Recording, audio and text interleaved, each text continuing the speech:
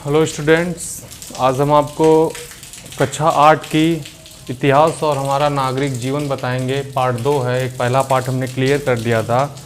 आज second lesson है, भारत में अंग्रेजी राज्य की स्थापना कैसे हुई थी उसी के बारे में दिया हुआ है। तो इसको हम पढ़ रहे हैं, आप लोग ध्यान से सुनिएगा। इसकी हिंदी फिर इसका क्वेश्चन आंसर हम आपको कल भेज देंगे।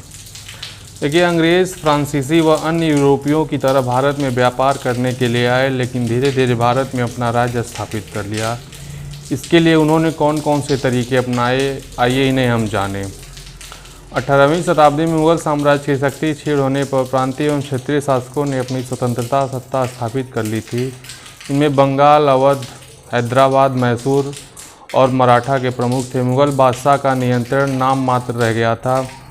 इसी सदी में यूरोप में फ्रांस और इंग्लैंड के बीच विश्व में उपनिवेश और व्यापार से ज़्यादा से ज़्यादा मुनाफा कमाने के लिए कई वर्षों तक निरंतर युद्ध होते रहे। तो अमीर हो गए और देश में शासन में कुछ बोलबाला था। इंग्लैंड और फ्रांस के राजा अपने अपने देश की कंपनियों का पूरा समर्थन करते थे और उन्हें मदद देते थे। देखिए, भारत में अंग्रेज़ों ने अपना उपनिवेश राज्य क्यों बनाया। इंग्लैंड में औद्योगिक क्रांति के दौरान कारखाने लग गए थे, अतः भारत को सिर्फ कच्चे माल की पूर्ति का साधन बनाना चाहते थे। साथ इंग्लैंड अपने यहाँ का बना सस्ता कपड़ा, दूसरा सामान भारत को ऊंचे दाम पे बेचना चाहता था, जिससे वह भारत में बुना कपड़ा यूरोप में बेचकर मालामाल होते रहे। वे भारत में कई जरूरी फसलें उगवाकर उन्हें दूर दूर तक बेचते थे, जैसे नील, पटसन, अफीम, गन्ना, चाय, कहवा। उन्होंने व्यापार की ये सब चीज़ें लाने व ले जाने के लिए भारत के महत्वपूर्ण क्षेत्रों में रेल लाइनें, सड़कें बिछाना भी शुरू किया। इसके लिए वे लोहा, कोयला आदि खनिजों की खदानें खोदना चाहते थे। वे जंगल से लकड़ी का व्यापार करना चाहते थे। यह सब करने के लिए उन्होंने भारत में जगह जगह में अधिकारी रखने और भारत के लोगों पर अपना नियंत्रण बनाने की ज़रूरत महसूस है। उद्योगों को बढ़ावा देने के लिए चलाए गए विशेष अभियान को औद्योगिक क्रांति कहते हैं। ईस्ट इंडिया कंपनी नील, काफ़ी, चाय के बागान भारत में लगाती थी और इन फसलों से सस्ते दामों में खरीद कर अपने जहाज़ों से इंग्लैंड के कारखानों में भेजती थी।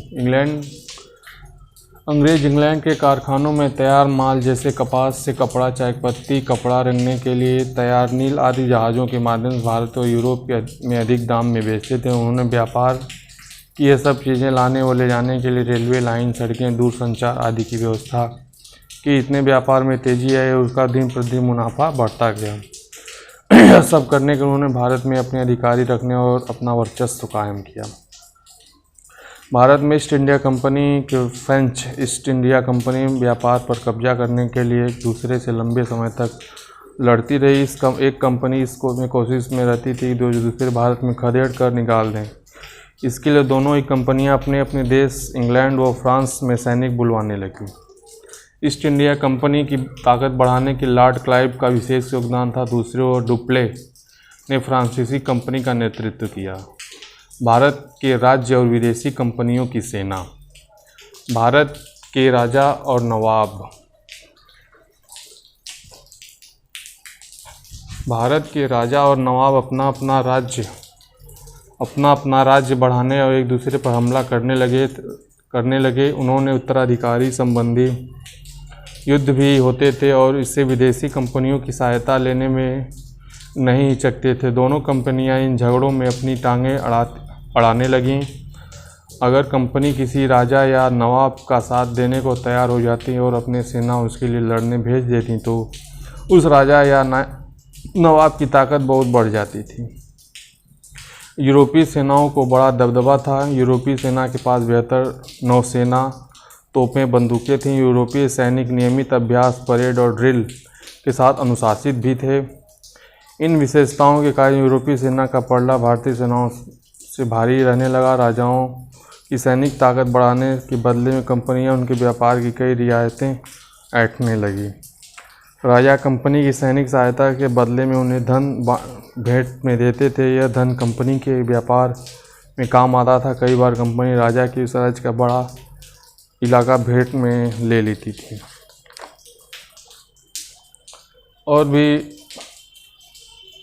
इसके बाद गांव शहर कंपनी लगान वसूलती थी और धन व्यापार करती थी, इससे कंपनियों का खर्चा भी चलने लगा। ये लेसन थोड़ा सा बहुत बड़ा है, ठीक है। तो इसका आगे का जो शेष बचा हुआ है मैं आप लोगों को क्या है कल पढ़ाऊँगा। सो आज के लिए बस इतना ही। Thank you.